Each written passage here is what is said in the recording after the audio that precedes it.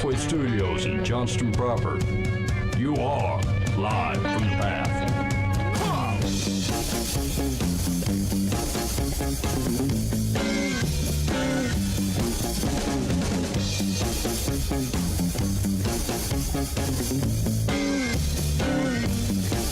I am a working man, I get things done. Work for the Holy Ghost, work for the Son. And you're listening to Live from the Path, coming to you from the Pathway Studios here in Johnston proper.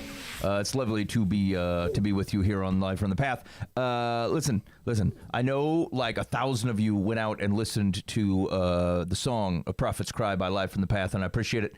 And let me just encourage 1,000 more to go dig on it. You can go to any of where your delightful music is streamed or purchased, and you're going to look for "A Prophet's Cry" by Live from the Path. You can also pick up "Shofar So Good" by Live from the Path. I'm going to tell you about a prank that one of my kids played on me this week. Okay. And it was apparently the new Alexa software. Like you can tell it like to have responses to you and be like a character, you know? Oh. And so like I didn't know any of this. So I go up and tell it to play. I was trying to get it to play the back episode of Live from the Path or something. Yeah. And it's like, oh, taking in some podcasts, are we? Well, let me see if I can dig that up for you. Way back in the religious section. I'm like, whoa. Ow.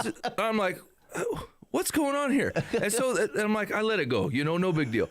And then it couldn't find it. It couldn't find Live from the Path. Yeah. So I picked a real specific episode that I knew there wasn't going to be a bunch of episodes named. It was Enter the McCormick. Yeah. And so I said, hey, play that podcast episode. And it said, Into the McCormick by Live from the Path. And I said, hey, Alexa, that's exactly the podcast I had you looking for the last 3 minutes. What was this different about? And it's like, well, excuse me, I'm doing the best I can. And it turns out that like my daughter had programmed this thing to be a sassy, like pain in the teeth.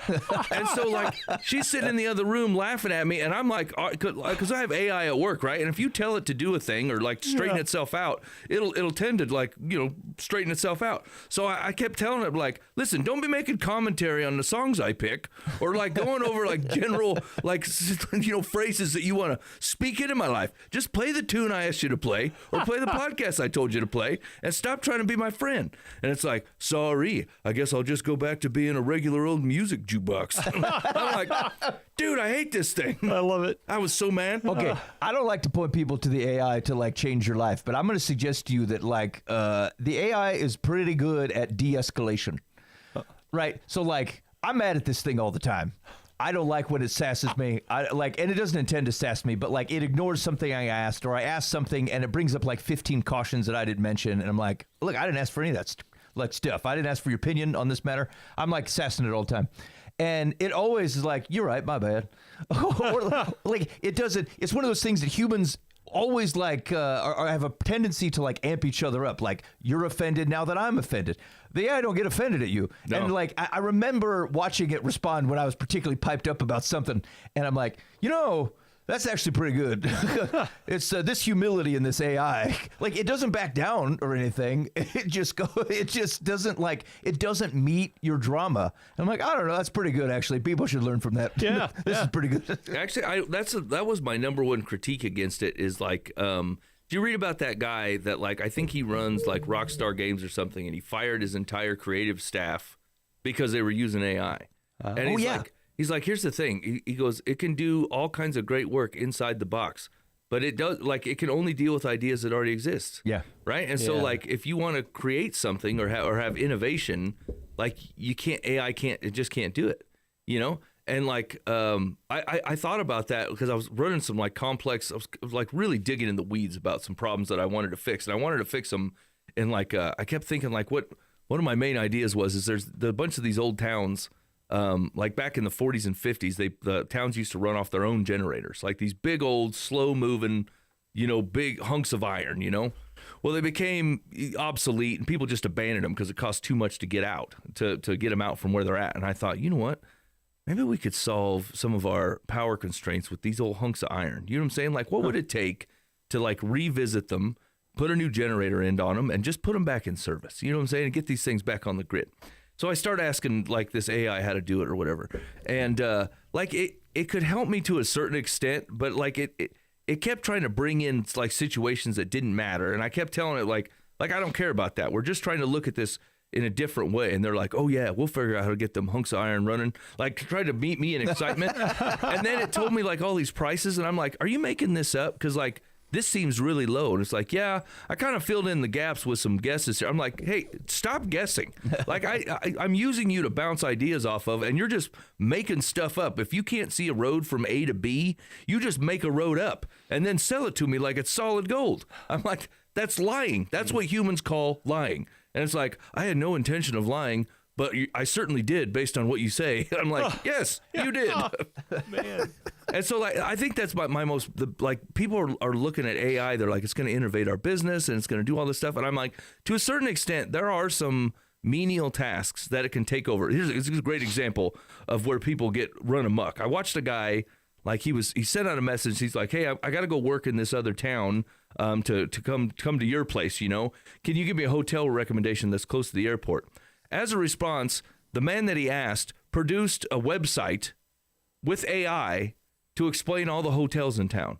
Huh. And I'm like, the man asked your recommendation because he doesn't want to sleep in a crap hole. Yeah. You know, he's like, tell me a good hotel to use. You live there. And instead, this dude creates an AI website because he wanted to use AI. Yeah. I'm like, I hate this. Yeah. I hate the way we're living. garbage. This is so dumb. Yeah, I've actually had that. That's come up, and everybody's running into this. I know, Mike, you ran into this at work too, where they're like, they're pressing and they're going, "Hey, man, one of our key objectives this year is to use AI." I'm like, that's stupid. Huh. It's like having a basket full of rubber bands and then going around the company and going, "Hey, you know what we want to do is use rubber bands." I'm like, well, for what? Like, if you have a problem that you want to solve, like, even like, say the most capitalistic thing that came to mind, we want to make buku's money. We want to make big money, and then to make money, we think we can use AI to go figure out the right people to sell to. Okay, yeah, that makes sense to me. But to be just like, we just want to use it. We just want to put plaster on the walls. We just want to put rubber bands on crap and go, look, we used rubber bands. I'm like, what kind of company is that? but like, that's not, I know why people are doing it. It's because they don't understand it. So they're just like, you know, we need to show we're leading and we're using AI. I'm like, that's dumb. But even the tech companies who know better than this, they know better than that's not an outcome. They're still like, yeah, we need to be able to tell the shareholders, like, we're cranking out AI. It depends on the tech company, right? But like, they need to train AI too. Mm-hmm. And so the more people use it, the more they train it. You know what I'm saying? So like, I think there's a back end. Oh, yeah. You know, like harvesting. Yeah, there's a victory for Google to be like, hey, all you employees need to use AI more. They're not like, hey, just use it for stupid reasons. They're like, I just want to see how people use it so we can train it to do stuff, you know? Yeah. But still, like to your exact point, like the guys who make chairs, they're not like their business model should always be, we want to make chairs, not we want to use AI. If AI helps us make chairs, then great. Then we would like to implement that into our chair building business. But at the end, it's not a goal to use it. That's like saying our goal is to use a hammer this year. You're like, but we're a chair company. You heard what I said. More hammers. You know what I'm saying? Like, yeah. Or even think of something more rudimentary and said, like, when electricity became widely available and there's a guy with a hammer and you go to the hammer company and they're like, hey, man, we really want to integrate this electricity.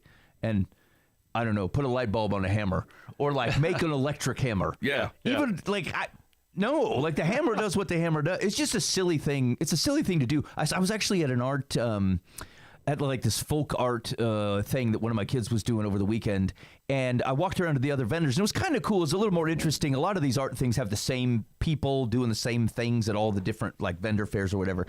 These guys, there's just some interesting things in there. Although I think there was they wouldn't come right out and say it, but I think there were a couple Wiccans making bread, making goods. And doggone it, these cinnamon rolls look good. But I'm like, I can't buy these cauldron cinnamon rolls. Paul says, don't let it be a problem. I know, but I just... Anyway, something didn't feel right about it, so I didn't get them. But like, anyway, there's a guy who was doing like 3D printing ceramics, and like you could kind of see the layers. I didn't even know they could do that. Like that's a material that a 3D printer could do, you know. And he's like, look, you know, they're 3D printed. I'm like, why would I care about that? Why would I be excited that you told a machine to make something that people would make by hand? Like if you made this same thing by hand, I'd be like, wow, dude, nice. Yeah. But that you had a machine do it for you as if that was the virtue. I'm like, I don't know.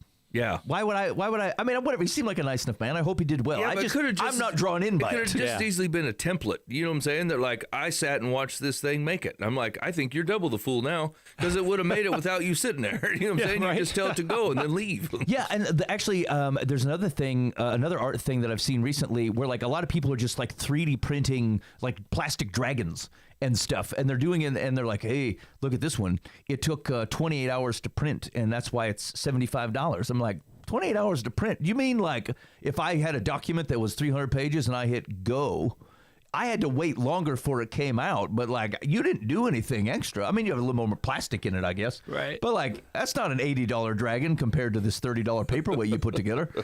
It's just, and we'll get over it. You know, like people follow technology and then they come back to realize that like humans actually care about humans. It's Yeah. You know what's funny is I was talking to somebody at work about this today that like regardless of where the technology goes, all the promises that I think like fast speed and innovation and things come with, people are not going to want it. They're actually like people like dealing in gray. They like dealing. They like working through problems together. They like hearing another voice on the other line to go help them with something, even though they could have done it themselves. This is why like companies have spent all kinds of money. And it's succeeding in the younger generations. People will order pizza because you can do it online versus having to call, and like they'll choose that pizza restaurant. Yeah. So like some of that is working culturally, but like I do think actually you're going to you'll always come back to that. Like there are things that yes humans could do for themselves, but they don't want to. Like why would they want to do that? They actually want to interact with another human, and they like grayness and they like nebulousness because if someone could like reckon and render the entire world for you right now, then you're just walking out a series of like utilitarian choices. Like you would do this thing and not this thing because it's like 60% good, 40% bad, so you do the more good thing. And it's just like there's no life experience in doing that. And so it would be kind of like going on to, you know, you could imagine that 10 years from now, most people are finding matches on dating websites through like AI, like algorithms and stuff that go, look, you got a 98% match with this person or whatever. And you know what that means is like you never meet people who stretch you. You don't find that perfect someone that hates movies, even though you like movies, and would never hike in their life, even though you love it. And it's still someone that you would spend forever with. And so, like, I think it'll ebb and flow, but I think it will eventually always come back to the fact that, like, humans are more complicated and grayish than that. And, like, everything that technology promises, the reality is we don't probably want it. It will just take a while for us to recognize that. Yeah. I wonder if my wife and I put our stuff on a dating site if it'd match us. Yeah, right. After all these years. Right. Like, maybe it was a bad choice. Her profile's like, I don't like people named Dan. Yeah. It's going to be rough. I like people with, like, very basic colored shirts. And he's like, oh, no. And big dogs.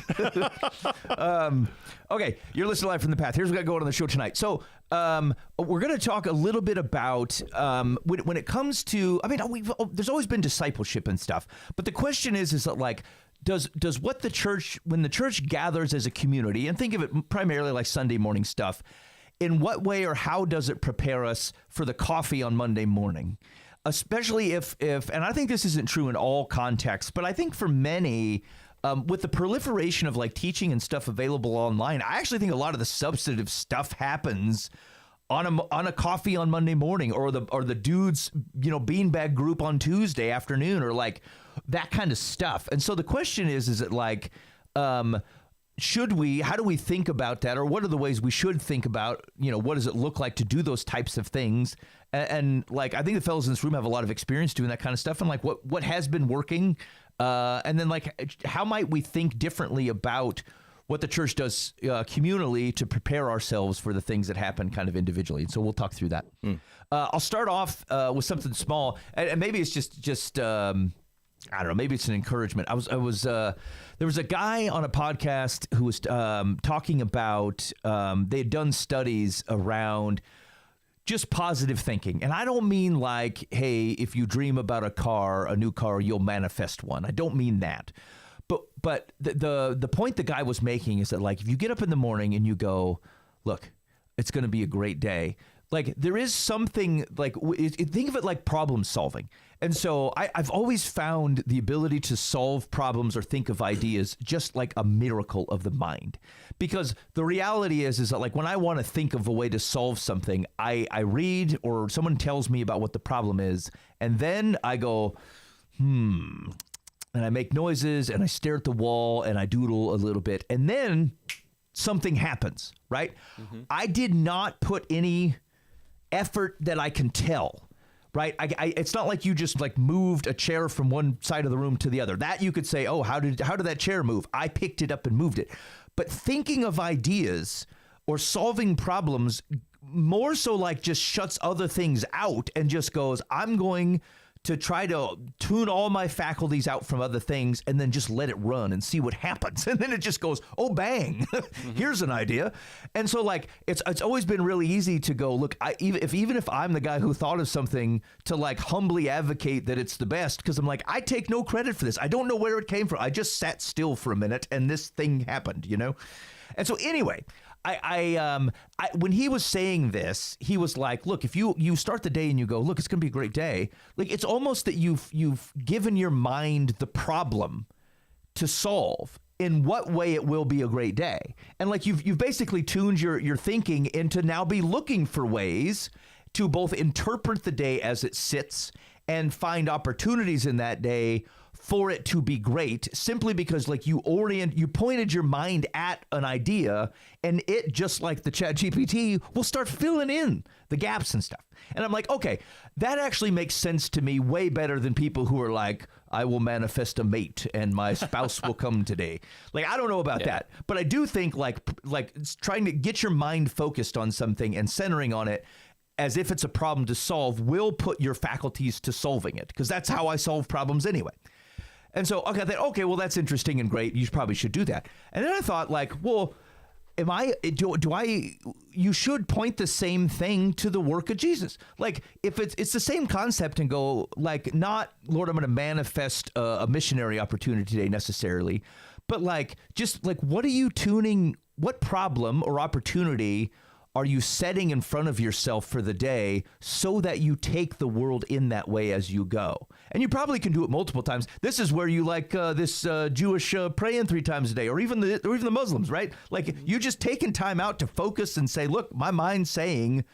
Now, they're not necessarily praying ahead into the next few hours or something, but just like, I don't know, just constantly refreshing what you're looking for in the world so that your brain is attentive to it. That feels like something that could be valuable. Yeah, I like to like if I'm trying to figure out like what I'm going to teach for the next few months, whatever. I have no idea. Yeah, and I'll take some time. I'll just block off time and I'll just sit there and think and pray or whatever. You know, I like to say it's real spiritual, but sometimes it's just staring blankly out the window, and all of a sudden it's like, oh, we're going to do a thing in Proverbs. You know, I mean, I don't know. It's just like, I don't know. Yep. And then it kind of starts forming together, and that happens a lot for sure. Yeah. And so if it happens on like those, I don't want to say like minor, but like micro, like, hey, I have a problem right now in the moment. I have something I want to solve, and just simply giving it your mind attention for a while will get you a direction. Mm-hmm. If you wake up every morning and go, look, it's going to be a great day, and like, I bet I got something that does kingdom business today. Yeah. I'm in. I'm in for it. Let's go. I don't think it's magic or anything. I think it's using the things that God gave you to like flip on some switches and go, hey, sensors are on. Let's do it. I always call it like it's cooking, right? Like in the teaching context. Yeah. I like to read the text I'm going to be teaching on, you know, maybe even Sunday night or Monday, Tuesday. I don't do anything. Just read it. Yeah. You know, and let it just kind of soak in a little bit, and it just kind of cooks. I don't know what happens in there. And then you start looking around and reading and digging here and there, and it kind of grows as the week goes on. That's my process. Yeah.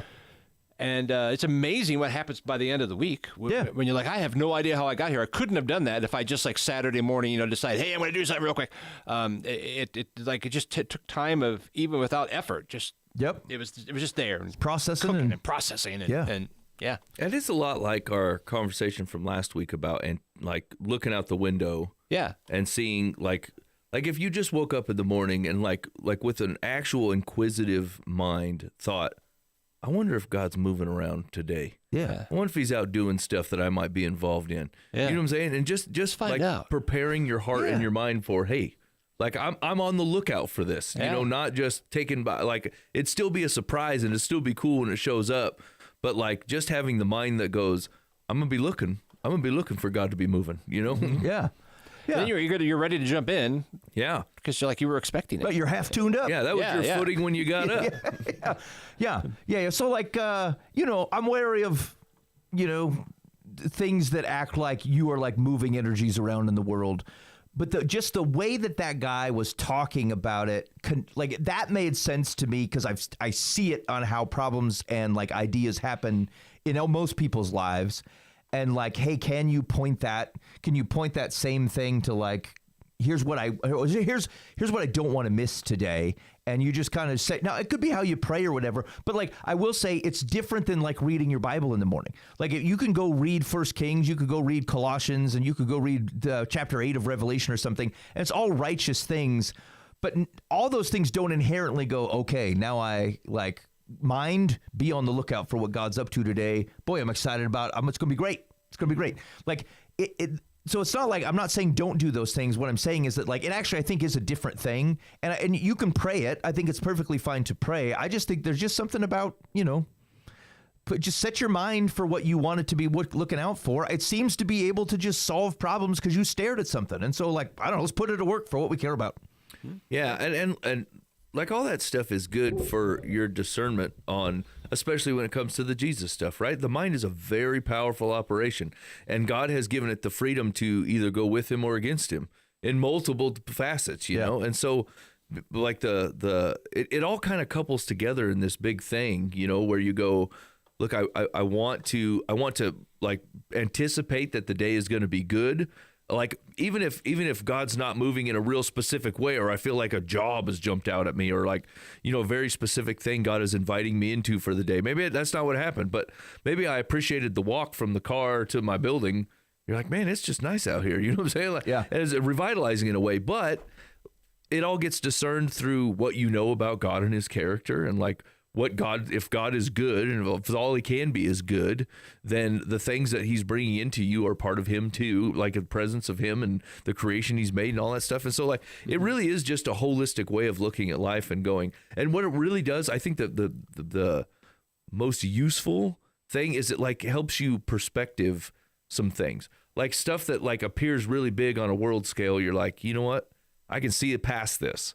I can see that it's not this giant weight everyone's selling me. You know what I'm saying? Or you know, or something that seems small that you can take such grand beauty in, or in its innovation through God's good design. You're like, holy cow, this is just amazing how this works, you know? Yeah. Which normally you would have missed because you just went like, meh, you know, it's a mechanism. Yeah. You know, I think about it is that like my wife used to do. She's like, I want to do like affirmations with the kids when they were little. I'm like, I don't know, man. I don't know about these affirmations. These seem kind of like, I am joyful. I am smart. Like, I don't know. They weren't that. I don't remember what it was. But like but now if I think about them, it's not like you're trying to manifest a thing. It's actually setting boundaries. It's going, look, man, I'm not going to let the events of the day boss me around. So like, hey, I'm going to look out and say, look, this is going to be a great day, and it's the day that the Lord hath made, and I will rejoice and be glad in it. Like, hey, I'm going to be on the lookout for things to be glad for. So when you set the boundary for the day, then other stuff doesn't get to take that from you. And so like, that's not some weird mystical affirmation. That's you saying, look, I will not let somebody else tell me the story through their own lens. This is the lens God told me I'm supposed to look at it. That's how I'm going to look at it. Yeah. And so anyway, I'm getting more comfortable with the thing. Like, I'm like, I don't know. I think it seems very practical to me for what in this moment. Well, it seems like the people of Israel, as they were going out of Egypt, there was a portion of them who woke up every day thinking, well, I suppose we'll die.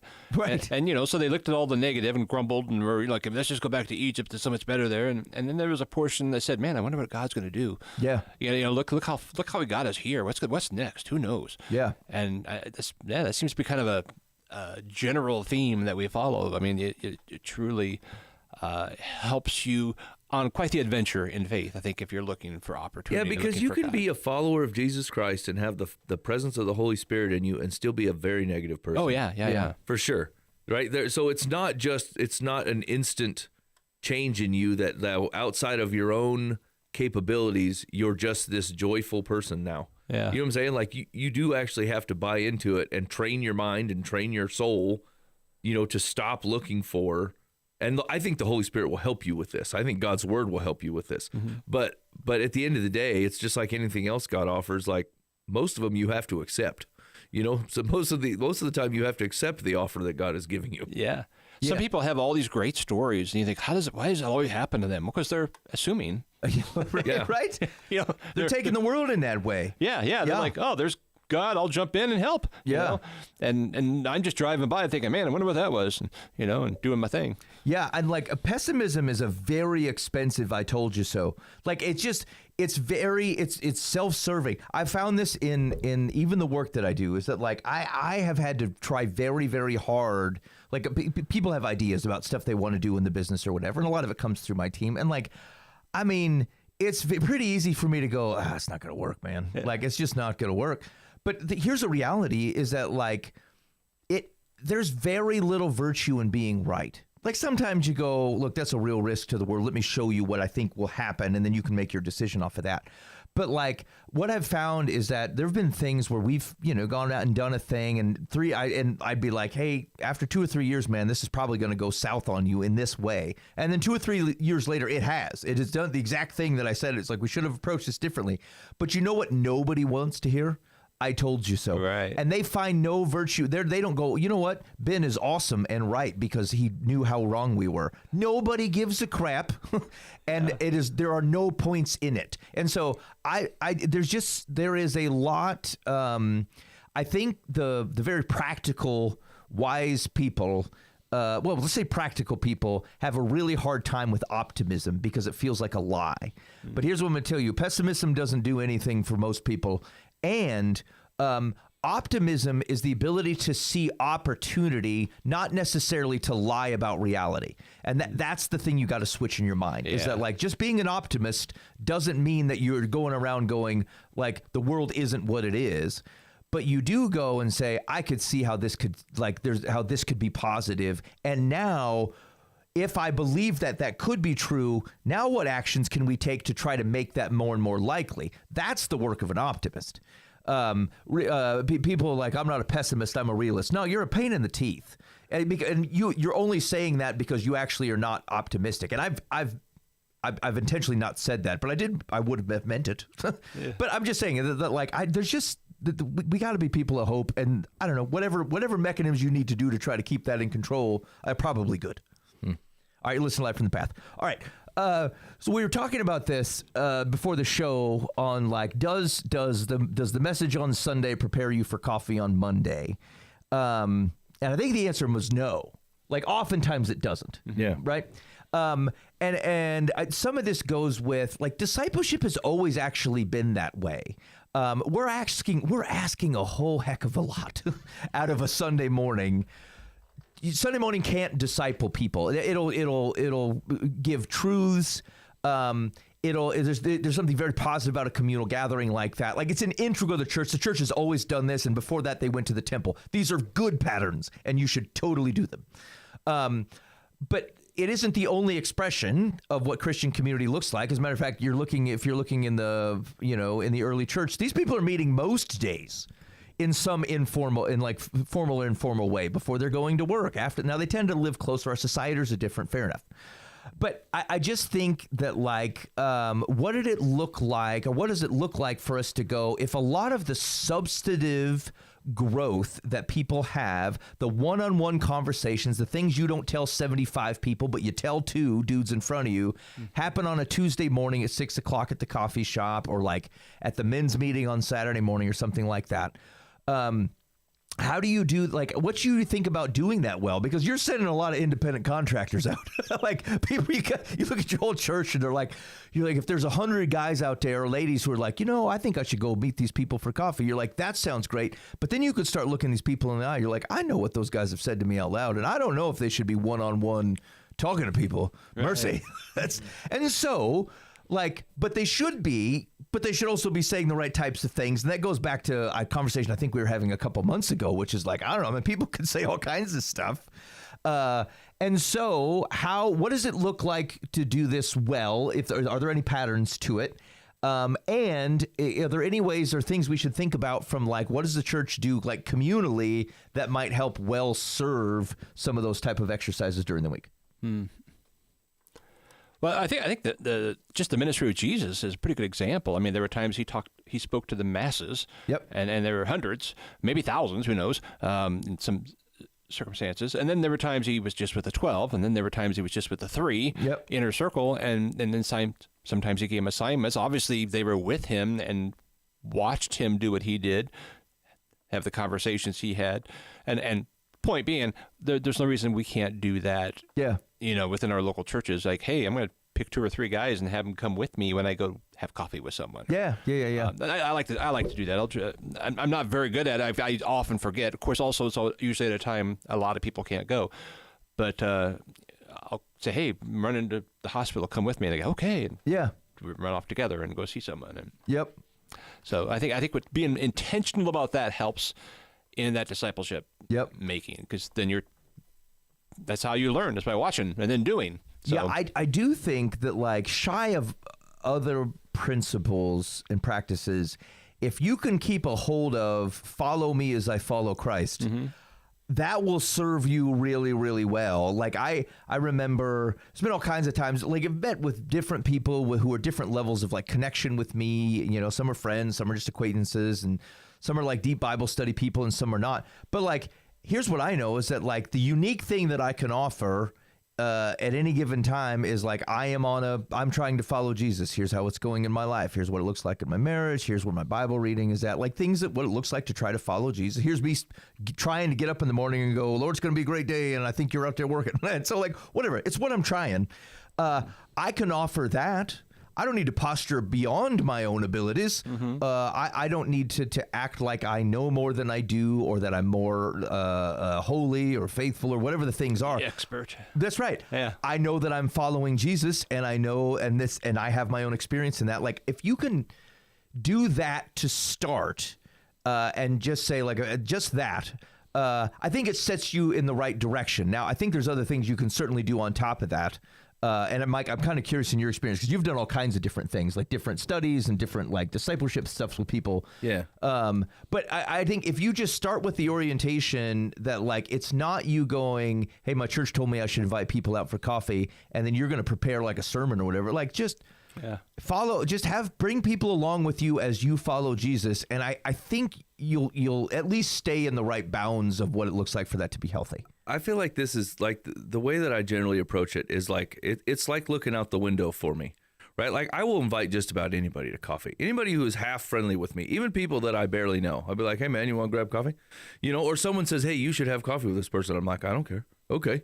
You know what I'm saying? And then I'll be like, hey man, you want to go meet up for coffee? And then, like, it's just listening, right? And basically listening is looking out the window for me, looking to see if God's got their attention. Yeah. And maybe they don't. Maybe it's just, hey, we just sat and listened. I heard your life story. I didn't offer a word of advice. I'm like, that's crazy, man. You got all kinds of stuff going. I'm interested. I know a little bit about you. And next time I see you, I'll be like, hey, man, how's that whatever going, And that was it. And that was all that happened, And in fact, I had a group of kids. They're barely kids now, but, like, they were my Hope on Offense kids. And so, like we were like, look, everybody's going to take somebody to coffee. And, like, your entire goal is, like, you're not going to preach to them, right? You're just going to talk to them, find out what's going on in their life, tell them what's going on in yours. And I said, I would really like it by the time that all ends, that you could be like, hey, can I pray with you before you go? Or how can I be praying for you, for your life or whatever? I said, if that's the only Jesus that comes out of your mouth, that's completely fine with me. But I want you to sit and go through it, And so they did. They all went out and met people, and to varying degrees of whatever, some ended up invited to church somewhere, and some was like, yeah, that's, they're just, God's not trying to get their attention right now. That's not where their heart's at, and you let it go. But like, I think it does tie into everything that Ben said, that, like, what, let's say that you feel like God's moving. He's doing work in them, even if it's real subtle. They don't know how to they don't know how to say it right, or, you know, like just some real telltale signs that like the presence of God will do, you know, some very specific things in people, even if they're not currently following him, you know? And so you're like, hey man, I tell you what, you want to either grab coffee next week and then just try it again, you know, and then be like, hey, is there any change? What do you think about getting in a Bible study with me? You want to try to go? I've been looking at this thing that I wanted to go through anyway. Seems like you got some free time. Come on, why don't you go through this thing with me, you know? Because now you're friends. You know what I'm saying? And so like people are like, yeah, I mean, I guess we'll give it a shot. Sure. You know? And as you start to go through it, and it doesn't matter what Bible study it is to everything that Ben said, like it turns into follow me as I follow Christ. So your whole life is now showing people what it looks like for someone to follow Jesus in your failures, which you're going to be honest about, in the things that God was really generous in your life. And like, you can look back at your life and go, I don't know that I've ever looked at a timeline before, but if I were going to look back at a timeline of my life, I can see where God was moving and why he put me through a thing and why he had me go left when I thought right seemed like the only answer. You know what I'm saying? And like, be like, because it's way more about, it's not like it's not about the Bible specifically, right? But what it is about is application of what a life lived with Jesus looks like into your life. Because like people read the Bible and go, you know what's an idol? Baal is an idol. And we're like, do you know what's an idol to you? Politics, my friend, right? This is where you're putting all your time. Or like sports. This is where you're putting all your time and all your effort. And so like, it doesn't say that in 2 Corinthians, right? Beware of get-togethers where people are playing with the balls and everyone is sitting there watching it to 10,000 people and you spent $80,000 to get there. Like, it's not going to come up, you know, but you go like this, like that, right? Like the Bible says, like Jesus says, like that. Like tomorrow's got enough trouble for the day. Stop trying to be in trouble. You're bringing all kinds of trouble into your todays, and it's got you all tied up, bro. Yeah. Right? Like, see what's going on, you know? And so it's that, right? That's what discipleship tends to look like. I think for the stuff that I've been through is like, I need you to take the things that Jesus said or that God showed us in the Bible and go, how is that like me in a way? It's not to me or for me specifically, but like, God said this was good and God says this is harmful. Let's start looking to see where our stuff starts to fall in some categories, and maybe we can make sense of our own life here for a minute and realize why we feel the way we do, because we either have separation with God because of sin, or like we have unresolved things with other people that God says, that's just you carrying that around, man. You gotta figure out how to unburden. So like, if we're having a hard time doing all those things, these are all things we take up to God with petitions and be like, hey man, I'm on the struggle. Here's the things, you know? Yep. And so like, you don't get to do that on Sunday. You don't get to hear someone else's story. You get God's word preached accurately, and the Holy Spirit will do work in people. But like, if they just don't have the opportunity to see how their pieces fit into the pieces or your pieces fit into the pieces, like then it never quite gets down to the level where it starts to actually change the way they look at the world, you know? And so like, that's where I find like I've just had a lot better opportunity to share what following Jesus actually looks like over coffee than I ever had, even in a small group. Like, I like to go to coffee with like 2 other people besides me maximum, because people start playing a character of themselves past that. You know what I'm saying? If you want to actually get, because like if you're there with just one person, you can be like, listen, you're posturing. I don't even know, is this a real version of you, or is this the one you break out for awkward coffee? Because we can skip this if you want to just bring me the real guy. You know what I'm saying? Yeah. But you can't say that in a group of 5 because now you're embarrassing people. Yeah. You know what I'm saying? But a group of 1, you can be like, does this work for you? Where like you're going to be like this guy today? Because I don't have time for this. You know what I'm saying? And so like, I don't know. I find like the discipleship part, it is way more personal and way more intimate, if you can use it in the cleanest version of that word, right? It's just, you're like, hey, look, I'm going to get to know you. You're going to get to know me. And hopefully like I got accused a couple weeks ago, it was actually hilarious and true, where someone said like, he's a charlatan. He just invites people to coffee pretending that he wants to be their friend, but really he just wants to tell them about Jesus.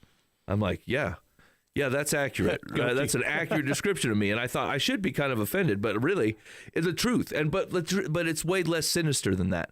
It's more like, hey, I get to know you, and like I get to love you, and like how could I not tell you about the thing that has changed my whole life? right? Like, what kind of friend is that? You know, my ultimate goal is not to snake you through a program or a 101 class and be like, boom, there's Jesus. What do you think now? But like, the more I get to know you, I know your stuff, you know my stuff. I'm like, dude, God's got all kinds of stuff that he would love to help bring to redemption inside your story. Let's figure out where that's at, you know?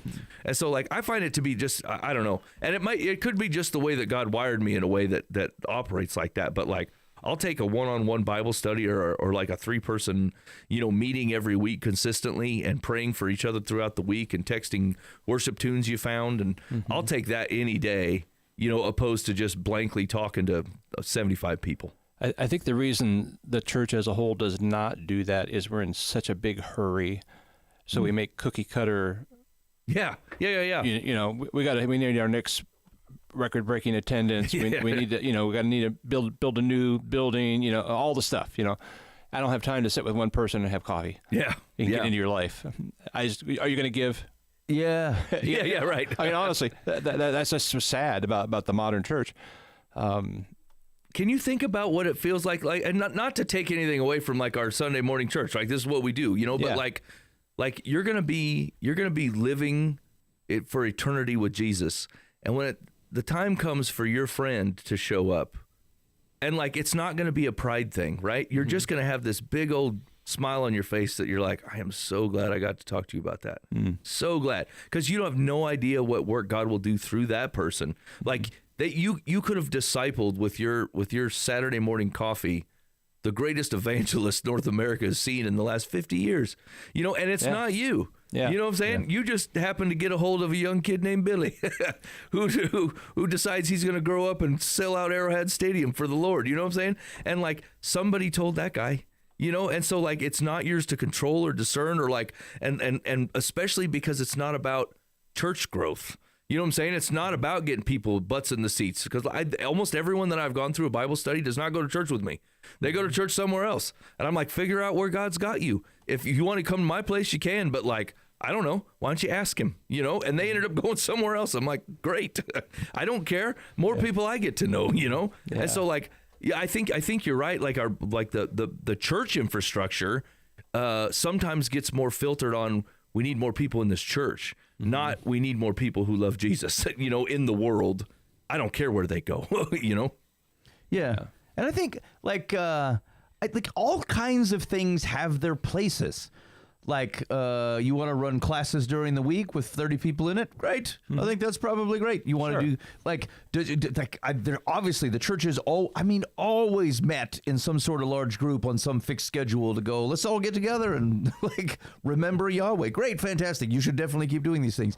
But like it's kind of a balance thing that like if God, our day-to-day lives, like if our whole lives are this, then you obviously can't just segment it off and go, we only do these particular things that other people have set up for me. The question is like, what does it look like in your house? What does it look like, you know, in meeting people in like even as couples or as for coffee on a Tuesday morning or something like that? Like, it is unlikely to me that there's a majority of people where God's like, nah, I got Mike having coffee with everyone.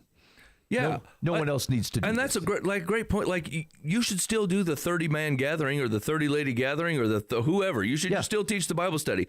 But something tells me that somewhere in that 30-people gathering, people should be sniffing out coffee or beer or something. Like, you should be meeting somebody. Yeah. Like, it just didn't stop at that. I came to be entertained or to be enriched by teaching, and then I left. I came, I consumed, I'm out. You know what I'm saying? It's like, that's the fail, right? Like the thing that it just wells up inside you that you're like, I just want to be able to share the thing that changed my life. Even if I'm not the greatest example, right? I'm not the poster boy of the best work God has ever done. You know what I'm saying? Except for that you are. Except for that I am. Do you know what I'm saying? Even in my failings, I am. Yeah. You know what I'm saying? And so like you just don't get to do that. Even a very vulnerable guy who teaches, he gets up, he teaches, he tells his backstory. I was addicted to this. I did this stuff. God got me out of this, whatever. It's just not the same as looking another human in the eye and going, now, like me, like you, tell me about you. You know what I'm saying? And like, people will tell you all kinds of things, because like they know back 3 layers in, they know it needs redeemed. Like, even if they'll fight you on it, they know it needs redeemed. They know they need God's look at it. They know that it needs a fresh start. They know that it needs to be put to death and out of their life or whatever, all the things. But like, you just cannot do that. There's a level of protection in most folks that you're not going to do it in a big group like that. So discipleship comes down to, listen, like, I'll get rid of mine, of the thing that I'm using to protect what you think of me, so you can see that God can get down there too. You know what I'm saying? And so like, I don't know. I've just had, I will, any opportunity someone goes, hey, we should meet up for coffee. I'm like, great. Even if I show up and like, they just wanted to talk to me because they like me. You know what I'm saying? At the end of the day, if God's not moving in their life, I'm thankful I had the opportunity to talk to somebody. And I'm like, okay, I'm just going to keep praying on this. I'm going to wait. God will get him. And I'm going to be sitting right here when he does. And I'll be like, coffee number 2, let's do this. You know what I'm saying? And so like, I think there's a couple folks that I've waited out for 3-4 years. And I knew it 3 years prior. I'm like, it's not yet. It's not yet. And I just kept praying on it and waiting and praying on it and waiting and praying on it and waiting. And finally I'm like, hey man, coffee, let's do this, Yeah.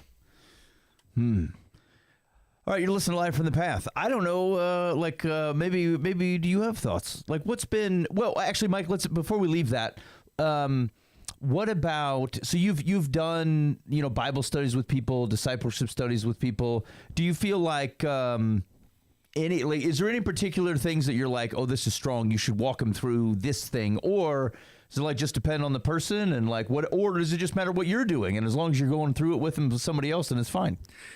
Yeah, I think I think you got to pray. I think you should pray on it. It's hard to, sometimes I'm like, God, point me to a study. And like, he's never done that.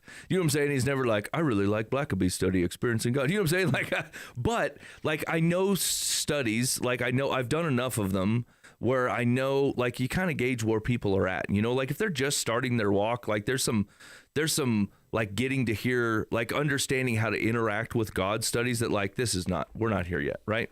Let's understand who God is and what that looks like and who we are and that, so you pick a Bible study or do a book or something.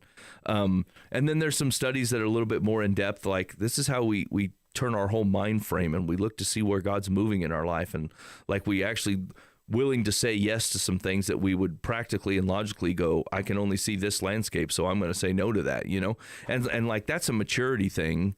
That I'm not really good at discerning, like until maybe recently that God's helped me do a little bit better at that. But overall, like, let's say you have no idea what to do. Like we've had studies where I'm just like, hey man, the 3 of us are going to read, the book of Colossians this week. And so let's check back in next week. Just take notes, see what hits you, pray on it. And you'll be like, God, you got anything going on? And then we'll just see if anything stood out to us, Start small. The conversation's not going to be 3 hours. It'll be 20 minutes, or I got nothing. Colossians was blame. I'm like, okay, I hear you. Let's move on, And so wait, who would say that? Who would say that? Hey, here's the deal. We're going through Colossians. Actually, Ben's teaching through Colossians at church. And so I've read it on my own, and I thought, man, you could just put me in a pulpit and tie me to the ground and be like, Mike, preach on this. I'd be like, I have no idea what he's saying most of the time. Like, there's so many run-on sentences and bloviated language, and I'm like, sometimes I think Paul just uses words because he has them. You know what I'm saying? He's just like, blah, blah, blah, blah, blah, blah, blah. I'm like, what are you saying here? That does happen. Yeah, my wife had read, she's like, I think she even suggested it. And she's like, I found it real practical. And I read through this thing, like, that's not what I got out of it. Nope. I mean, I find it fun to teach, and I think it's helpful. But like, I don't know that it's not James for sure. No, well, right? Most people pick out like, which is so weird to me. But like, I don't like the book of Romans. Yeah. Like, I can't. People are like, gotta walk the Romans road, and they memorize Romans, and all like their life verses are out of Romans, and I'm like, You know what I'm saying? Like, I've read it, I've reread it like probably 10 times in my life. I'm like, what am I missing, Lord? Everyone seems to love Romans, and they're just energized by it. And I read it, and I'm like, man, this just goes on forever. I'd almost take Numbers. I would almost rather read through Numbers again than to read Romans and go, I don't know what's going on here. Like, there's just a lot of language being thrown around. Yeah, I could cut that in half, probably. I don't know what the Romans road is even. People have said, like, you're 7, 8, and then a cross, and there's something. I'm like, I don't know what you're talking about. There's a lot more concise places for like the whole gospel message in like a verse or two. It's fine. I mean, all of it's fine. Yeah. But like, it's not particularly. I don't find it particularly holy or anything. Well, this is the thing about recommending. I'm almost hesitant to tell people my favorite book of the Bible when they ask me, because I'm like, dude, there's parts of the Bible that people are like, it changed my whole life, and I'm like, really? I am flabbergasted that you took anything out of this bloviated message, you know. But it's God's word and it's good, and like He'll use it in any way He can, you know. I'll tell them like I love the book of Job, and people are like, I hated it. It took forever. It was like a big argument. I'm like, I know, I love it so much, but it just speaks like how much God goes, look, I put it in its entirety for a reason. I knew all the people I would create and the ways that it would hit them. And so like, I have no problem with people. I've never met a numbers guy who's like, I just love numbers, you know, but still like people get lost in like, love the Psalms. I'm not a big Psalm guy. Proverbs, I get a little bored. Isaiah, I love, but I get confused real fast on if we're dealing with something in real time or future time, or whether we're mad at people, or whether the judgment's already passed, or whether it's coming, or I'm like, man, I can't follow what's happening. Yeah. Actually, it's interesting to think about. I don't think I would ever say that I have like a favorite book of the Bible, but like I probably could tell you if I just started going through like how God used a particular book at some point in my life. Like the book of Revelation became very hopeful to me on a thing that I otherwise felt like I had to put on a shelf and hope nobody asked me about. Like it opened up the whole scriptures to like, look, if I understand how God used this, then like I have less trepidation on any of these things, and I'm very excited about it. Galatians brought me to a much firmer view of like of Jesus plus Spirit plus unity, and like once you see it in Galatians, like you it just is so glaring everywhere else Paul writes that like it just hangs. And so like there's things like, or even Leviticus. I remember doing some small, I was trying to like casually, like I think we were doing like an online, like a messenger based, here I read through Leviticus and here's what I got out of chapter 2 or 3 or something. And I remember walking out, like I don't read Leviticus, but like the more I understood and studied, I'm like, okay, like that's fun. Like I know why they're counting people. This makes sense to me. Like this is a very normal way to think of how their history progresses, and that God cared about it, and that He organized their society in such a way. And then watching humans take something God designed for good and then jack it up. I'm like, yeah, that seems like everybody's story. And this was something that I would be like, boy, just skip it. Now I'm like, no, look, like there's something there. And so does it mean I love Leviticus? It doesn't. But does that give me confidence as I continue to take in the other things? Yeah. And so like, I think of books in the Bible as like God used a book at some point to shift, to like slowly chip away some edifice that I may have about how I thought about all these things in the past, you know? I think, before we leave that topic, like it's just something to consider is like how many of those things that we're setting up, like, hey, let's do Tuesday night bowling with the fellas, or let's do a soccer club, or let's have a crochet meet get together or whatever. And like, sometimes I listen to like churches come up with these plans, and I'm like, if y'all ain't pulling some kind of discipleship coffee out of these meetings, like what are you doing exactly? You know what's funny is I find this in missionaries too. They're like these global like missionary tourists. You know what I'm saying? Like, and at the end of the day, like they just like to travel. You know what I'm saying? And so they're like, hey, I've been to this country, this country, this country. And we're like, well, what did you do? Oh, I was just blessing people. I'm like, what? What do you mean? There are no people there to bless people? And like funny enough, like I was talking to somebody and they're like, these missionaries will go to like, or like these, like the churches will send these people to go like to the outreaches of the earth, to these orphanages, or like, you know, these encampments that people are like actually out there doing work. And they're like, hey man, it's so great to be here. Show me around. I'm like, show you around? Like we're doing work here. Like do a dish. You know what I'm saying? Like go help me talk to people about Jesus. Like sweep up the grain, you know? And they're like, oh yeah, I'm a fellow Christian. Just I'm gonna turn in about 8. When do you serve food around here? I'm like, what's wrong with you people? You know what I'm saying? And like this, it's a problem. Sometimes like we tend to do this. Like our presence is the blessing, and like Jesus is the blessing, right? The changed lives of Christ dying on the cross and freeing us from sin. These are the blessings, not just your happy smiley face. Yeah. And so like if you're gonna set up a Tuesday soccer club with the youth, great. I'm glad that you did it. But like, if that's where it's stopping, like, I guess cool. I don't know. Not cool. You know what I'm saying? Eternity, soccer. You have to be praying more into it than that. Like, it's not good enough that you did a fun thing. It's not good enough that you just set up a get together, right? Like, I'd be begging God to show you in whose life he's moving right now, so you can set up that coffee date or set up that time to meet them or set up a Bible study with somebody. Like, don't just let it stop at the fact that you were fun, because the worst thing you can do is convince people to follow you because you're a good guy. Yeah. You know what I'm saying? Like, you have your life together because God is good. And like, you don't want people going, yeah, that guy's a great guy, but I know nothing of the God that he knows. Like, you've done them a disservice by making a bunch of friends. You know, no good. I think you should have friends. People should like you because the Holy Spirit lives in both of you guys. But at the end of the day, they should be seeking a relationship with Jesus, right? And having a relationship that will last them for eternity. So if it's stopping just because you're cool, right? Come on. We got to be doing better than that. Yeah. All right, you're listening to Live from the Path. All right, Mike, let's give out some advice. Okay, yeah. Oh. Hold on, I didn't have it ready.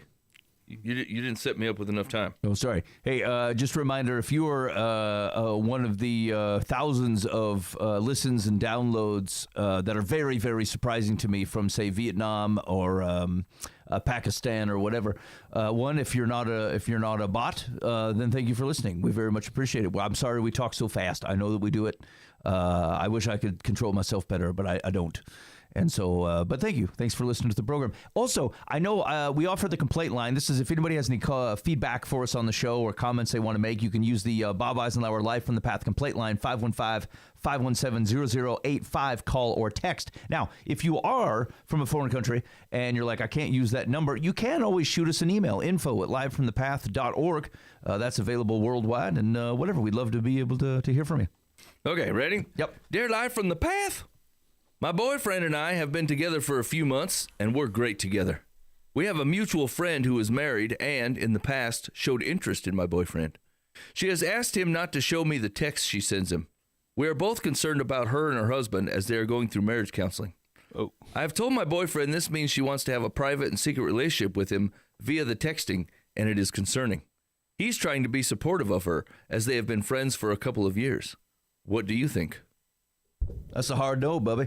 Yeah. Yeah, definitely. Yeah, I don't. Yeah. I don't even know what we're talking about here. Wait, if you rephrase, my boyfriend, who we get on great together, insists on carrying on a private conversation with another man's wife because he's known her for a couple years, and she's working through marriage counseling with this man. And he's like, yeah, this seems like a good idea. This is wonderful. Yeah. Yeah.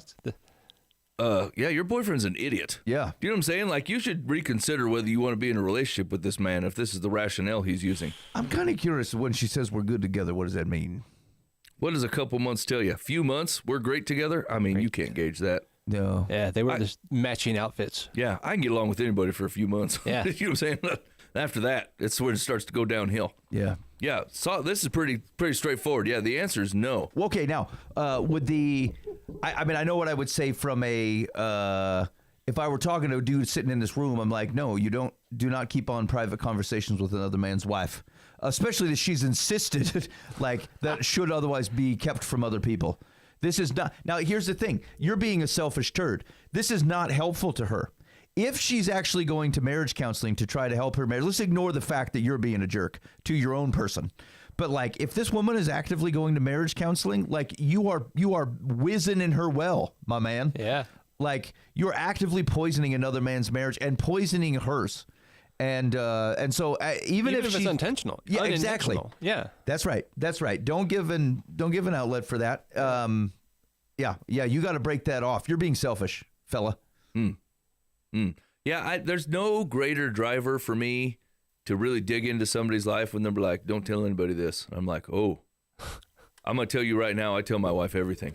There's actually very few things that I don't tell my wife. Like sometimes if I'm like having a real deep conversation with a fella, like I'll be like, look, I won't talk about specific things that we've talked about. I will tell very specific things about me to my wife.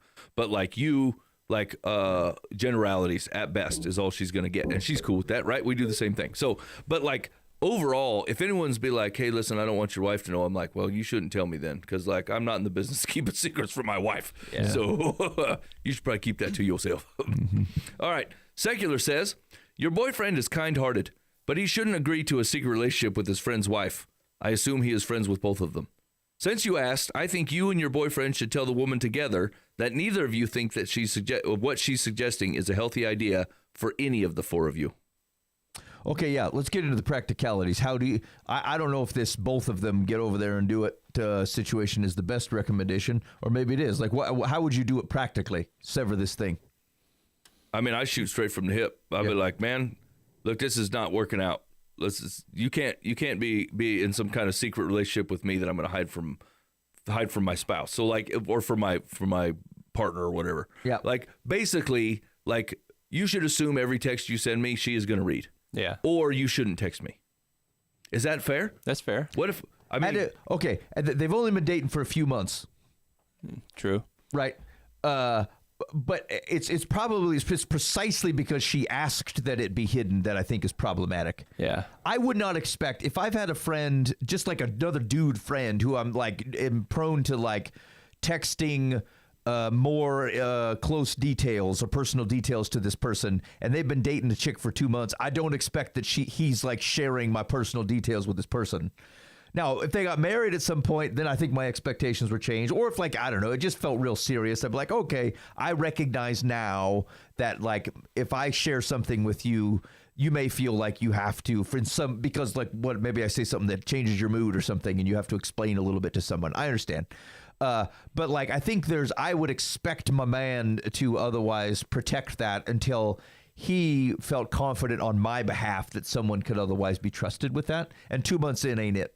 Yeah, like, is it because it's a male-female relationship that we have the biggest problem with this? I'm assuming. Wait, specifically like that it's the lady. Yeah, and if it was the husband that was texting the man, with details about their marriage or whatever. Yeah, like you would not be like, hey man, you can't be telling me. No, I think that's fine. I think it's all right. Yeah. And but the problem is that like if you're basically taking, I don't know, it really depends the situation. Like it's holistically, it's not a good idea ever. Like just to have a close relationship like that with someone of the opposite sex, it just brings in dudes and ladies approach relationships differently, and like intimate relationships like that, like women are offering way more on a heart basis, or like like intimate conversation basis. And especially like in your actual intimate relationship, if you find the man lacking in any way, especially in that department, and you find another dude that will do it, like you're starting to pull intention and affection away from the thing that you should be concentrating on. Yeah, and like if it helps contextualize this a little bit, like what the risk is, like just think about physical intimacy that people have. Like there's risk in it. You're bearing yourself. You're opening up yourself to somebody else physically, and oftentimes to get to that point, you have to work through like, do I trust this person? Do I trust this person with me naked? Do I trust this person with my body and with like a closeness to me and whatever? And so having these kinds of conversations close with someone of the opposite sex over time, like what you're doing is building up trust. And so it's not inherently that someone like that you don't have this risk with people all over the place. But what you have done is invested, maybe even unintentionally, quite a bit of time lowering a lot of the barriers that would keep you from, say, making a decision that you would regret with someone off the street. And so if there's otherwise, just think of it, if there's normal 10 stop signs before you end up being in a physical encounter with somebody in a normal situation, you might have taken down 8 or 9 of those just by what you have been willing to talk about. You realize this person is trustworthy, you feel safe around them. And so like a lot of those stop signs aren't there anymore. Like, so that's the risk. I know it happens sometimes. Like, I don't want to say like you're still accountable for this, but I understand that sometimes it feels like it happens unintentionally. And so this is me telling you how that kind of thing occurs, is like you just take down a lot of the barriers that would stop if you met Greg on the street. You'd be like, I don't even know Greg. But this guy, you do know, and you know he's trustworthy, and he says kind things, and he's supportive of you. Stop sign, stop sign, stop sign, stop sign. Yeah, those things that would keep it from happening. And so that's how it happens. Okay. Yeah. So anyway, that's the advice. Is secular agrees that you need to cut this off. This is not a good idea. Okay. Dear Life from the Path. My brother and his family have been estranged from me for 30 years by his ex-wife's choice. He didn't speak to our mother for 10 years after she came to live with me. 4 years ago, I connected with his middle daughter and we became close. She was the only member of that family who attended her grandmother's funeral. My niece was recently, murdered by her husband, who then died by suicide. I wasn't contacted by anyone about it. I have been agonizing over whether to attend the funeral, if I can find out when and where, and what to say if I do. What do you advise? Wait a minute. This is the middle daughter that she became to know? She was the only member of the family, but my niece was recently, murdered by her husband, who Wow. Murder-suicide. There's a lot of unconnected things there. Like there's this estrangement that's been going on for decades, right? That started with an ex-wife who's not even in the picture anymore, but you still stayed estranged, right? Yeah, that was weird. Yeah, it's like, and that had nothing to do with the person who was murdered. Go to the funeral. I mean, just hide out in the back. You don't have to make a scene. Yeah, the question is if you're intending to go to the funeral to make it about all the past things, you should probably not go. Yeah, right. But if you just want to go, just show up, hang out in the back, and leave quietly. Show your respect. Yeah. So at the end of the day, it matters why you want to go. You don't have to say anything, and you can usually find out when and where pretty easy through a internet search. Right. So our advice is you should go if you want to. Didn't she say nobody told her? How does she know now? She didn't say. She didn't say. Oh, she had to find out pretty quick too. Then, before the funeral. I suppose the news. Does she live in the same area? Yeah. Once again, this is timely advice written into the newspaper that will take weeks to get to. I feel like the situation is going to have come and gone already. On our internet show. Go. I don't know. I don't worry. Just generally speaking, I feel like oftentimes we're very worried about offending people who don't care about you. And these are the last people to be really worried about. And people will self-filter. If they're the type of people who would be mad at you for showing up to the funeral, then these are the exact type of people where you shouldn't care what they think. Mm-hmm. Right? Wild, unreasonable people with cold hearts are not the type of people that you should spend effort currying favor with. Yeah, but at the end of the day, then what's the point of going to the funeral? Do you know what I'm saying? The people that have died are not going to recognize that you've been there. And it's not to support the family. It's for you. Just to be part of your grieving process? Yeah. And I think that's fine. It's not uncommon that I've done funerals where people are kind of lurking in the back, and I'll hear a story later. It's like, okay, there was some type of family stress, and they just slipped in, and then slipped out. And nobody got hurt. And like the rapture.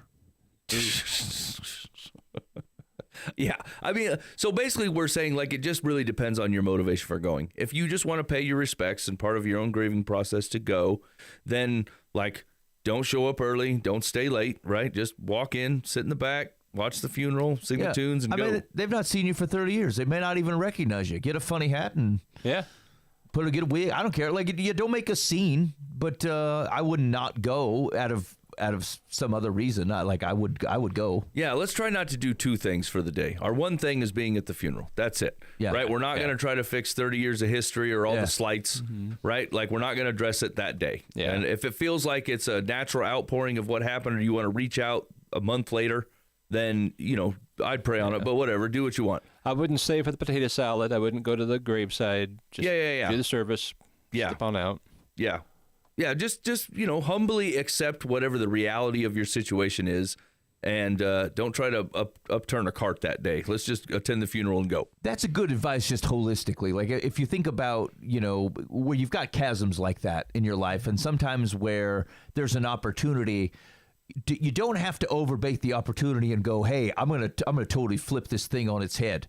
Why don't you just start the process of maybe the possibility that it may eventually one day flip on its head. Hey, this is our approach to discipleship, boys. Yeah. You know what I'm saying? We approach it the exact same way. Yeah. You're not God's man in every situation. You know what I'm saying? But like, go to the coffee. You know? Yeah.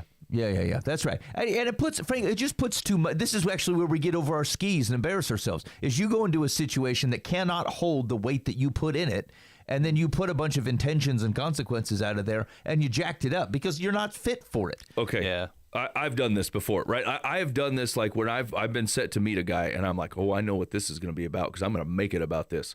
Showed up, just guns full of bullets, ready to fire, and like I couldn't have been more wrong on what this situation was, right?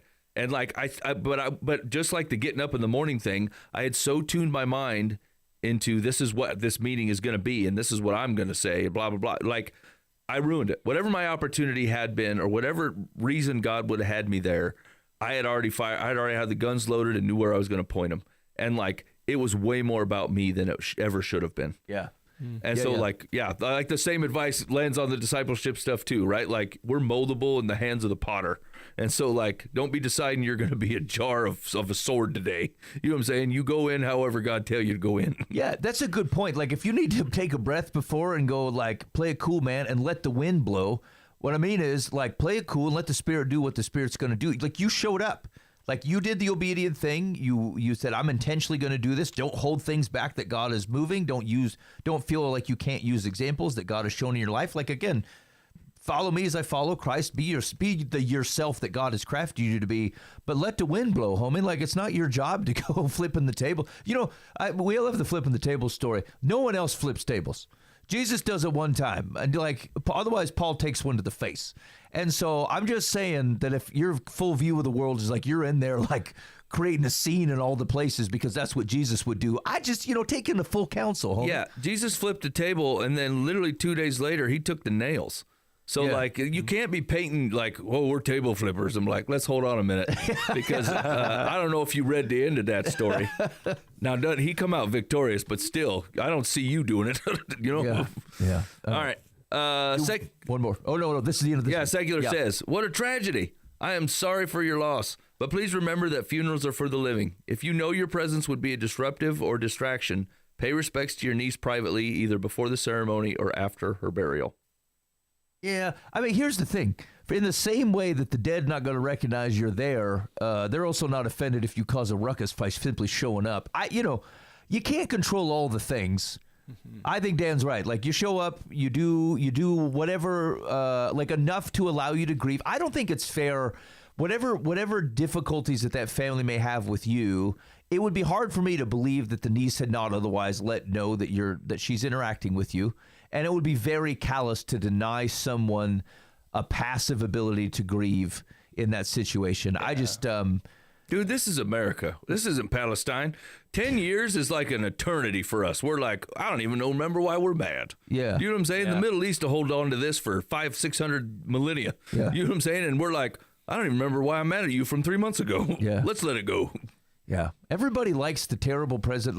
Like you could hate the president when they leave, and then like 30 years later, it's like, oh, he's a pretty good dude. Oh yeah, we owe him a library. Yeah, everybody likes him. It's like we get over stuff real quick here. In fact, we fought for freedom from the British, and then we're making pacts and trade agreements about 10 years later. We don't care. Dude, we still got federal buildings with Nixon on it. Yeah. You know what I'm saying? Yeah. Dude was impeached. Yeah. Yeah, we're selling propaganda with the peace sign. We're like, I don't know, he seemed cool. Yeah, he's cool again. He was upstart even against the man. You're like, he was supposed to be the man. All right, last one. Okay. Dear Live from the Path, I gave $600 to my nephew's wife to buy a self-propelled lawnmower because they were borrowing their neighbors. Let that sink in. Yeah, I'm ready. She gave me her word and promised to use it to buy the lawnmower. She also promised to take a photo of it and email it as proof. Oh. Well, she spent the money and never bought the mower. Yep. Then she got my nephew to cover for her, making excuse after excuse about why they hadn't bought it yet. Since they have run out of excuses, they now avoid the subject and are starting to avoid talking at all. Should I say something to them or let it go? It's not the money, but the lying, covering up, and treating me like I'm stupid that gets me. Yeah. Yeah, I hate to bring this to you, bro, but you're stupid. Yeah. Yeah, they're just treating you like you've acted. Now what you need to rectify is a clarity that like you made a dumb mistake, not that overall you're an ignorant person. Yeah. And you do that by just coming out right and saying it. Say, look, man, I gave you the money to buy the mower. I know you didn't buy the mower. I don't appreciate you like trying to pull the wool over my eyes. Let's deal with this like gentlemen. Listen, if someone comes up to me and says, Mike, I'm in the real straits. I need a self-propelled lawnmower. This sounds like a math request, doesn't it? I'd be like, okay, you need a regular lawnmower, sounds like. Yeah. And I bet I can find one used for you for $50. Yeah. And maybe when you've saved up some money and really put some work in, you can buy your own robot lawnmower or whatever you think you need. $600 is an outrageous price for a lawnmower, by the way. Yeah. And so I don't know whether you're just a generous fool or a fool in general, but like, you should have smelled this malfeasance coming 3,000 miles away. Yeah, for sure. The price doesn't equal the ask. No one gets financially tied up so hard that they are in the straits about a mower. Seems to me like you were borrowing one from your neighbor just fine, right? And so you could have been saving up money while you were borrowing the neighbor's, unless the neighbor's like, that's it. No one will push my mower anymore. You know what I'm saying? Then like, I just can't imagine going to a family member and going, man, I just don't know what happened. We made some financial decisions and we're out of mower. And we just got to have $600 for one right now. Self-propelled, by the way. That's what I deserve. You're like, what? Red with a racing stripe. It's outrageous. I've grown accustomed to it. Holy cow. Yeah. I'm going to retract some of my callous response because, like, maybe you've not been had in your life, or you've not had enough con artists in your life to smell this coming. Okay, I'm going to give you the benefit of the doubt. I know that I have, and this is a ridiculous request that I would certainly have said no to right off the hat. Yeah. But let's say that you are a trusting person and you've not had a whole lot of people pull the wool over your eyes, and you're like, okay, they said they were going to buy the thing, and you asked for a picture of it and a receipt. Obviously, you were untrustworthy of this whole situation in the first place. Yeah. Right? So you knew something was kind of up because you're like, I want a receipt and a picture of the mower. Now, did they ask, or did she just think, I'm going to be nice and give him a mower? No. They did ask. Wouldn't that be double weird, though? You're like, dude, I want to gift you a mower, but make sure you send me proof that you bought it. I mean, it's like, I want to make sure you actually use the intended, this money how I intended it to be used. I could see that if you don't trust them. Yeah, if you don't trust them, what? Yeah. Yeah, it lacked discernment, it feels like. Yeah. Like, as soon as, Frank, the thing that reveals it as a con is, don't worry, I'll send you a picture of the mower and email it to you as proof. I'm like, why would anyone say that? Yeah. I would just assume you'd buy the mower and start mowing with it. I don't, right. You have to send me a picture. Yeah. You know? A history of mistrust there. Yeah. Yeah. Yeah. And Okay. Well, okay. Now here's the wild thing, which you could do. If it's not about the money, go buy a lawnmower. I wouldn't do the self-propelled mower, but you go get it. Say, hey, look, man, I know I sent that money, and it doesn't look like you got to mower, but I know you still need one, and so I got it. And you go take it to him. If the money didn't actually matter, there is not I just think shame is fine. Not as a lifestyle. And you don't have people carry things that Jesus told them not to carry. But sometimes, like, people have to, it was kind of the thing we were talking about before the show. Like, sometimes you have to experience a thing for it to affect you. Like, words don't hit you in the same way. And so, like, seeing someone go, hey, I see you didn't get that lawnmower that I gave you some money for. I know you still need one. Here it is. Sometimes that tells the story in a way that gets through that the other way does not. And maybe they go, maybe it takes them a while, maybe right away. They're like, yeah, you know what? I'm sorry. And we're going to try to get that money back to you. And then maybe you go, I didn't care about the money, man. But like, I think it's great that you're doing what you said you would do. And whatever. Maybe. Is this not the way that the Lord treats us, right? Like, he has given me forgiveness that I have squandered. Do you know what I'm saying? Like, he has given me respite and renewal that I have wasted and not done the thing I said I was going to do with it. And yet he continually shows up with it again. You know, and so, like, if it truly is that, like, the $600 does not matter to you, I mean, heck, even maybe buy the self-propelled. I don't know. Like, I think you're right. Like, I think you let someone sit in the reality of what they've done. And, like, people who act this way, right? If you're not trying to protect your own kingdom, then you can discern past it and go, right? Like, who lies to cover up their stuff, people that are embarrassed of something, people that are shameful of something, people have done the thing that they shouldn't have done, and so like is for someone who is not postured in a way that is following Jesus, is lying a perfectly acceptable way to make it so you don't have to feel bad about a crappy thing you've done? Absolutely. That's what everyone does, right? And that's why God goes, don't do that. Mm-hmm. We live truthful lives, but like without the presence of the Holy Spirit in your life, then yeah, I would expect just how everyone reacts when they get busted. They lie. And so like if you can be the wiser person in the room and the generous person in the room that goes, I see what you did. Here's the mower. You know what I'm saying? Like, I mean, it speaks volume to your character and speaks volume of what you actually want to have happen in their life. Like, do you want to be right about the fact that they suck? Because like you're already right about that. Or do you want to have their life, like have something come into their life that makes them pause and go, oh man, I've really got this the wrong way. Yeah, I mean, sometimes, like, again, the thing that shakes you out of it is to see something that is like a stark contrast and go, like, whatever that is, I actually want that. That looks like a life that I want to live. Now, I think, like, be discerning. If they bought meth with it and they're just going to turn around and sell this mower, okay, I mean, whatever, just be thoughtful about it. Don't enable terrible behavior. Which is maybe why I'd start with a used mower and $50. And, seriously, see what you can do. But like, I just don't know. I think people will learn lessons. I think that the lecturing doesn't help. Actually, I think people are getting real good at tuning out what they don't want to hear, and maybe they've always been that way. And I don't think it says something good about humanity, but I recognize it in myself. My wife will tell me, "Hey, look, you got to eat better. You got to start exercising. You're getting older. You can't behave this way." And I'm like, "Nah, I don't really want to do that." But I can do it if I'm motivated by myself to do it. But if she wants to speak into it, I don't like it.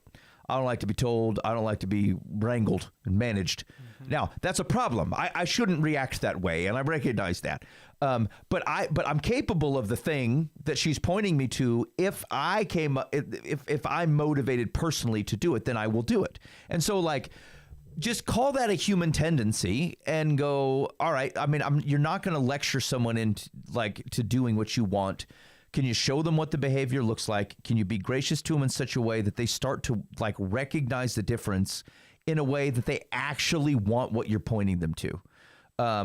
Which is the same reason we do all kinds of things. Like, is there, are my wedding services open to enabling a relationship that God said is not healthy for someone? No, they're not. But is my dinner table open? Always. Always. Right, you know what I'm saying? Like let's call the things for where they might not expect that. That was the whole premise of the gospel. Is that the gospel comes with the house key? The lady who wrote that, Butterfield. Yeah. We're like, she went to her story was that I think she was married. She was in like a civil union or married to she was a lesbian and married to another lady, and was an English professor of every alternative lifestyle lit available. It's like queer lit, communist lit, like what? Just pick it all. And this woman was like leading this, and she's going to write a book, and she goes to interview this pastor. And she wants to learn about it. I think is like a competing like angle to cultural stuff that she cares about or whatever. And this guy agrees to it, but he's like, you just come to my house for dinner on Sunday nights. And she goes like almost every Sunday for a year and a half and meets Jesus there. And like the guy doesn't do he's not sermonizing. Like she's just interviewing the man and he's answering her questions and he's kind. And he's like, he knows that she's married to a lady and like none of this. He goes like, well, why would I shut my table to someone because of that? That doesn't make any sense. And so anyway, just by that and to the point of like, let the breeze blow. He didn't like try to convince her that lesbianism was a biblical problem the 2 days in. But anyway, after this amount of time, she's like, I came to know Jesus. And then I knew that like this was going to kill me because I loved this person that I'm in a relationship with, but it's not it. And so she had divorced. I mean, in her mind, it's a divorce from this person. And then she ended up, she married a guy. She ended up marrying, I think, a pastor. And she's written a few different books, of which the Gospel Care Comes with the House Keys is very good. I think her first book is like Stories of an Unlikely Convert or something like that. Anyway, the point is that like, just do you don't have to be like clever and bring the heavy all the time. And like sometimes just do the things that Jesus pointed you to do that people would go, I can't believe you let that, like you have this lesbian at your house every week around your family and sharing her stuff and talking to you and your kids and all the things. Like and this guy's, well, yeah, like what else would why wouldn't I do that? I don't understand. Yeah. I don't understand. And so, yes, if you said, if the worldly perspective was, look, that was silly, don't make that same mistake twice, I think it's okay to cut him off and say, look, you're not going to help him anymore. You could do that. That makes a lot of worldly rational sense. I'm just saying in the kingdom, do you go, I'll just go buy the mower then because I know you still need it. And then let's see, what do they see in that? Yeah, because actually what it does is it reorients the way that we approach discipling people and introducing people to the gospel. Is it's not based on your cleverness or your love. And that's the stickler, right? Because like sometimes we get so afraid that like if you show them generosity or people trapped in like messy sin, right? And you show them your generosity and your love, that it feels like you're approving of the choices they're making. And God's like, yeah, that's not on you, right? Now, like you got to have some discernment in if you're enabling, like, or being like joining them in sin, right? That you can't do, right? But like you showing other sinners love or affection or generosity is not instant approval of their sinful ways. And so like we got to be real careful on where we start to pull back, like the attributes that God built us to reflect into the world, and act as if they're a prize you get for agreeing that God is God, right? We reflect those things anyway because that's the change that God has made in us. And so like you can't join sin, you can't approve of it, you can't support it, but you can love, like full on love, and be full on generous and be full on all the things as a reflection of the goodness that God is in anyway, because that's how they're going to meet him. Right. If the Lord is willing to let the rain fall on everybody, then can you feed a fallible human being whose fallibilities are different than yours? Sure. Yes. Like, I don't know what we're talking about. Like, but I understand. I understand what we're worried about. I think the point is to say, like, Jesus seems to have already said he'll handle that particular bit. It's not your job. You don't have to shake it all out. So yeah, but and that's the thing is it means that it's not based on your cleverness or the amount of time you sat thinking about, oh, this is the argument I'm going to use to get him, or like I hope this guy brings this up because I'm going to say this. Yeah, just stop all that, right? Like if Acts can be trusted, that when it's time for God to be moving and He wants to do it through you, then it'll be His words. And so you don't need, God's not like, I'm sending Ben this time because he's sharp with the tongue. You know what I'm saying? He's like, I want people watching me. Like the Father, you watch the Father does this, the Holy Spirit talks, and you let that be. Hey, and I'll tell you, now think of it this way. How often is the thing that you ended up, saying to someone when you're doing, like you're talking to someone one-on-one, or you end up talking to a group of people or whatever, is something that you heard or have been reminded of recently? And you could be like, oh, well, that's just the first thing that came to mind, and I happened to run into a conversation of which it fits. Or God just keeps planting seeds ahead of you, man. Like you just happened to read in Galatians the thing that needed reinforced with someone you met the following week. I mean, it could be a happenstance. Yeah. Or it could be that God is continually just planting seeds in you that you then have the ability to give out in the following week. Yeah. And that seems way more likely to me. Yeah. It's kind of fun when that happens, too. Right? Yeah. Yeah, you're like, I was just thinking about that the other day. Yeah. I say that all the time. Yep. I can't be thinking of all these things all the time. Okay, so our actual send it home advice is buy him a mower. Yeah, go buy it. Drop it off. I think you go buy it. Yeah. Okay, Secular says. Wait a minute, hold on. Dan, you didn't say, what do you think? No, about I this agree. That all makes okay. sense to me. I'm with you. Okay. I wouldn't have got to that buy the mower thing on my own. Yeah. Yeah, this is why we do community. You know what I'm saying? Like Buy the second mower. Yeah, my stubborn heart would have been, you know what? Go cut that grass with scissors. Yeah. Maybe you'll learn to stop lying and stealing my money. Yep. We get you to buy the mowers and probably to keep Dan off Facebook. That's right. That's right. Hold on. Okay, Secular says, if you would like to maintain a relationship with your nephew and his wife, drop the subject. However, now that you know that they are not honest, resolve not to give them any more money. That was not our advice. Yeah. Hey, it's reasonable. I would just, whatever. Don't do it forever.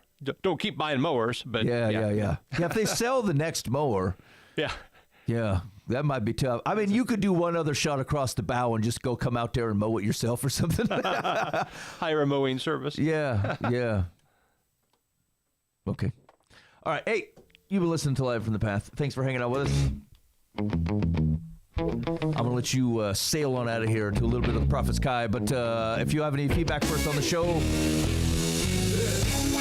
hit us up at 515-517-0085. Call or text. That's the Live from the Path complaint line. Or use our email address, info@livefromthepath.org. In the meantime, be faithful in the means. God will handle the ends. You've been listening to Live from the Path.